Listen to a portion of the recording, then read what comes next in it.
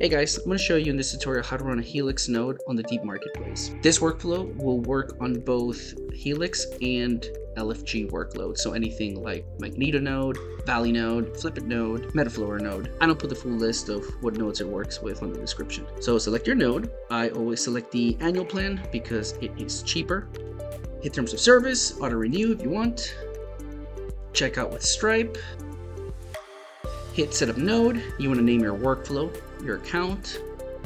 You do Helix. Here, when you connect your wallet, it's checking to see that you have the NFT, label license, and then you want to sign the transaction.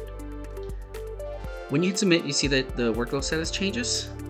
Now you have a workload service there, and you see the details.